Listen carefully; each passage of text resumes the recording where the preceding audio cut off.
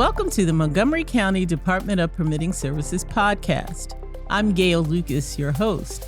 I'm also the division chief for the Customer Support and Outreach Division here at DPS. Joining us on the podcast today is a returning guest, Dave Burch. Dave is the Residential Inspections Manager. Dave, please remind our listeners what your job is, what your role here is at DPS. Well, thank you for having me. I am the manager for all of the residential inspectors here in Montgomery County. And as such, we get to see a lot of what's going on out there in the county as far as what people are building. And we get a lot of feedback, both bad and good, on what our inspectors are seeing and, what they're encountering as they're, talking to customers and clients. And so that's one of the reasons that we want to talk about homeowners acting as contractors. This topic is hot. This is a topic that the Office of Consumer Protection in Montgomery County weighs in on quite a bit. This is something that we talk about in-house quite a bit. Homeowners acting as their own contractors. Talk about what are the pros and cons of doing that, Dave. When does it work well for a homeowner to act as their own contractor? When does it work not so well? So presently, we see about 40% of the alteration, addition, decks, those types of permits are applied for by homeowners acting as their own contractors.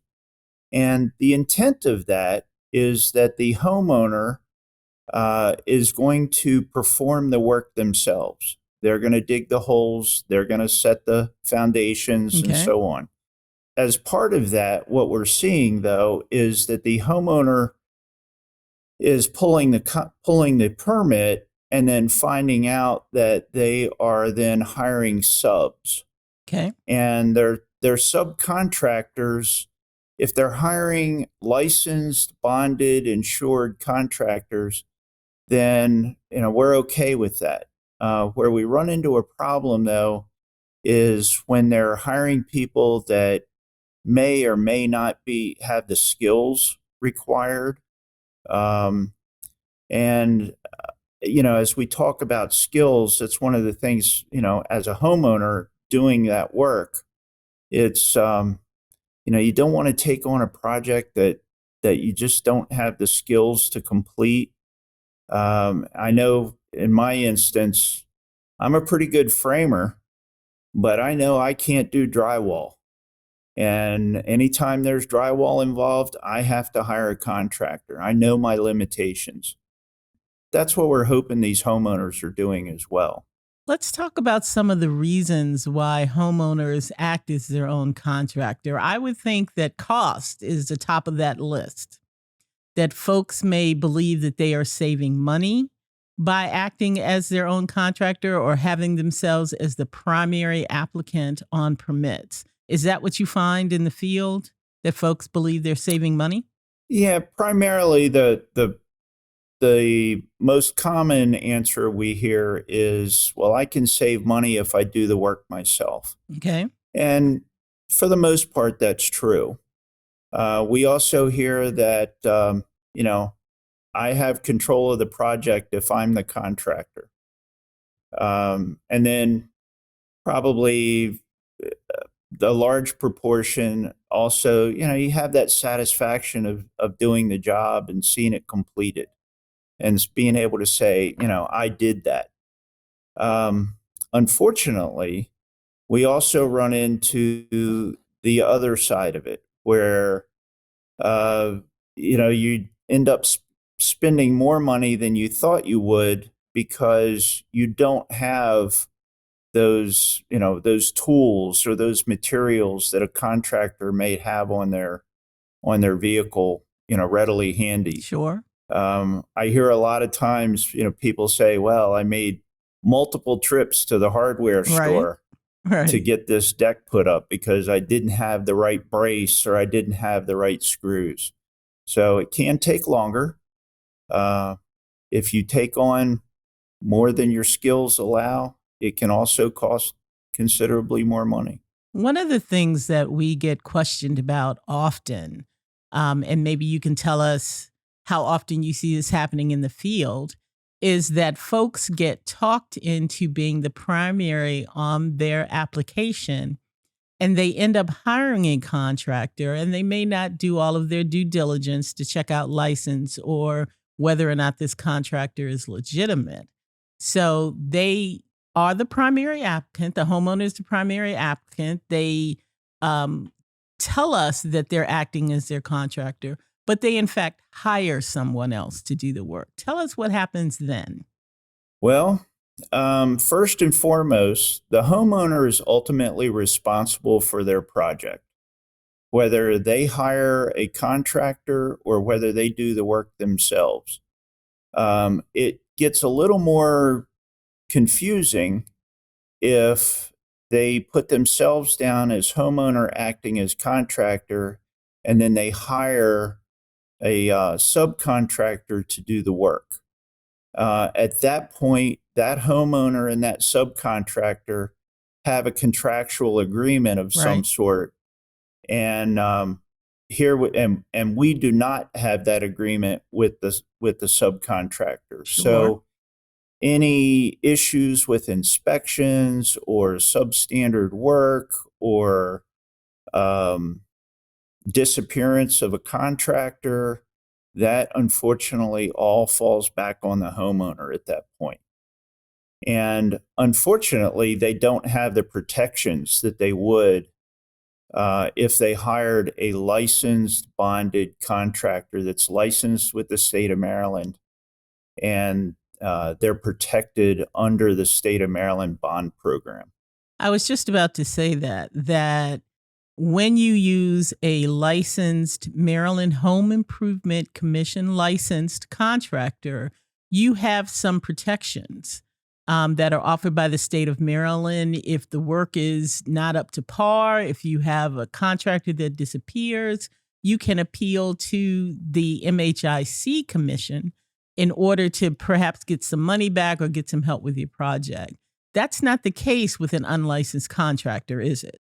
Now, if they're unlicensed, they can disappear, and there's nothing that can be done.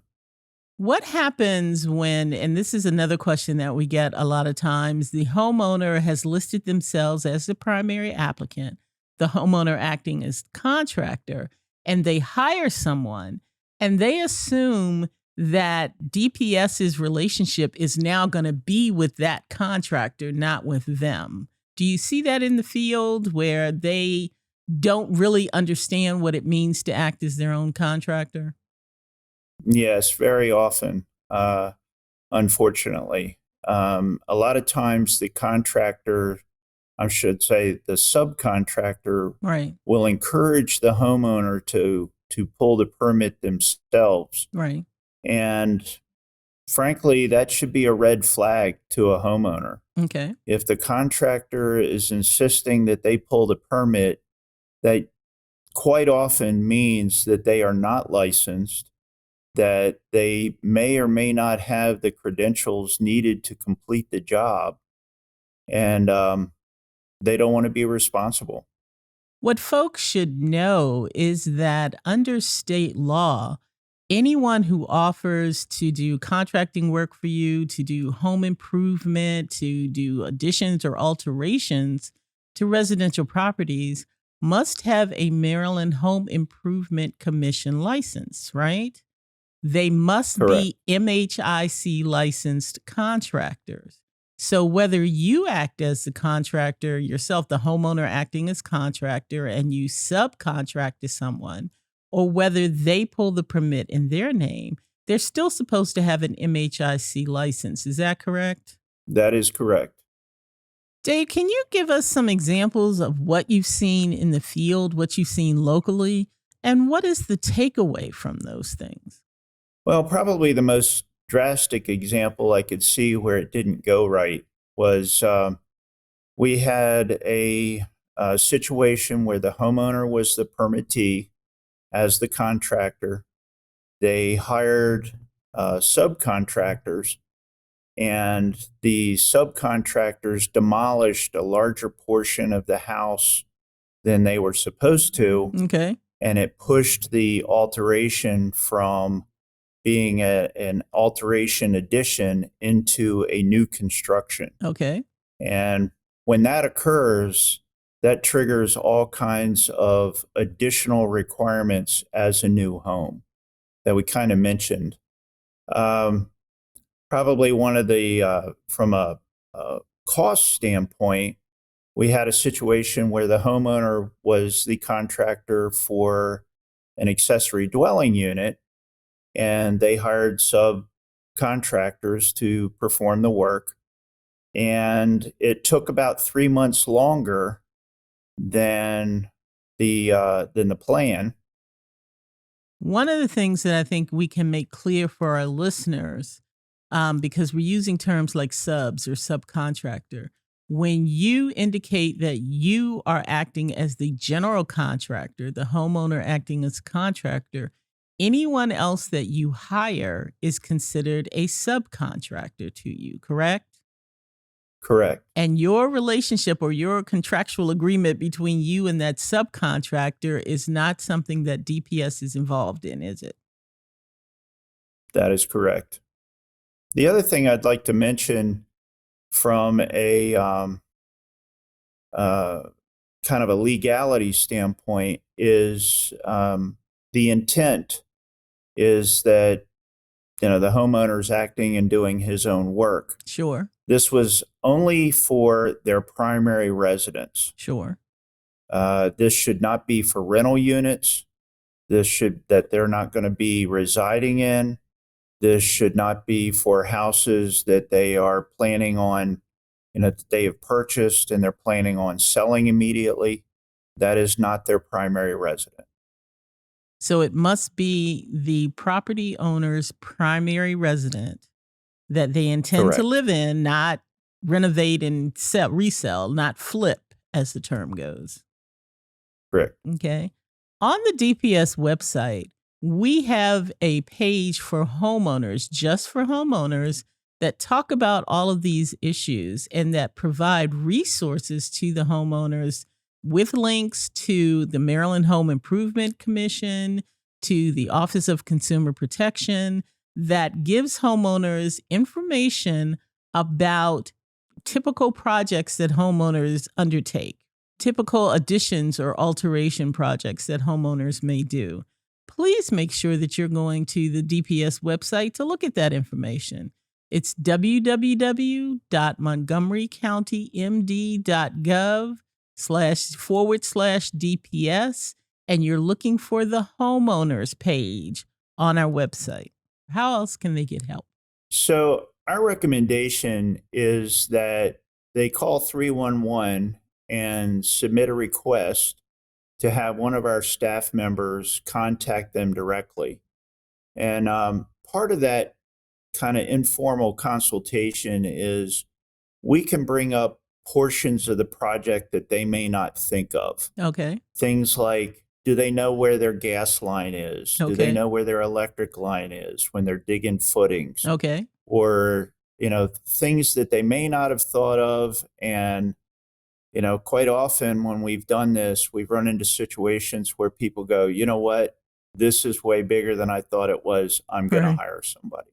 The bottom line for property owners is that if you're considering work in your home, consider a licensed contractor, not only for alterations or addition kinds of projects, but certainly if you're considering building a new home, right? Because we have had homeowners act as their own contractor for the building of new homes. Yeah, building of new homes is a whole different level. And if you are planning on building a new home as the homeowner acting as contractor, then there's an application process through the Office of Consumer Protection. Right. They have to be approved as a new home builder. They have to post bonds, have to insure the house, and provide a warranty. Even if you're a homeowner, there's some requirements there that go beyond just the simple building of a deck or Right. putting a shed in the rear yard. Right. Yeah.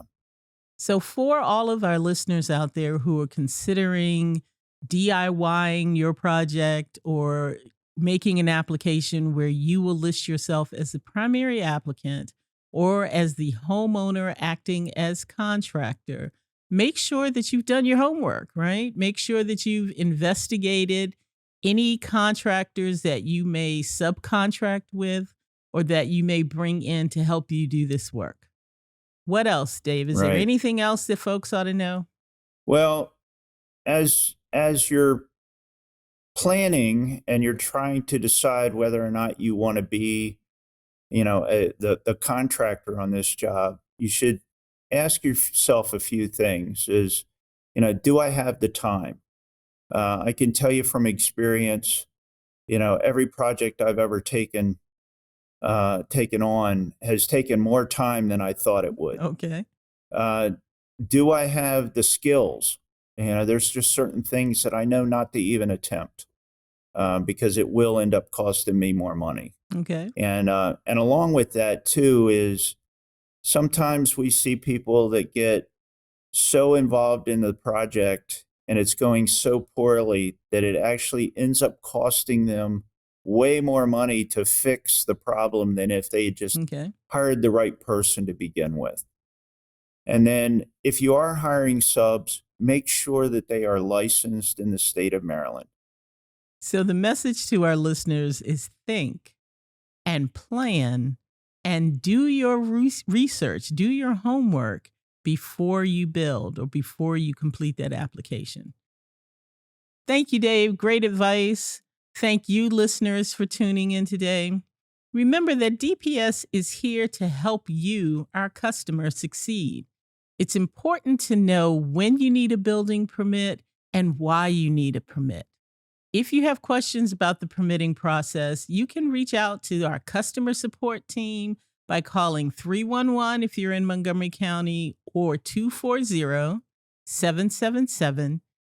240-777-0311 or stop by DPS's offices. We're at 2425 Reedy Drive on the 7th floor. We're open Monday through Friday, 7:30 a.m. to 4 o'clock p.m. We are here to help you. We have folks in the office every day. You don't need an appointment. You can just stop in. Thank you, Dave Burch, for joining us on the podcast today. And thank you, listeners, for tuning in. Please check out the Montgomery County Department of Permitting Services website to find important information and resources to help you with your next project. Do you have an idea or a question for an upcoming podcast? We want to hear from you. Email your ideas and questions to dps.podcast@montgomerycountymd.gov. And if you found this podcast helpful, please share it with others and subscribe so that you always get our latest episode. Until next time, I'm Gail Lucas. Remember, DPS is your project partner.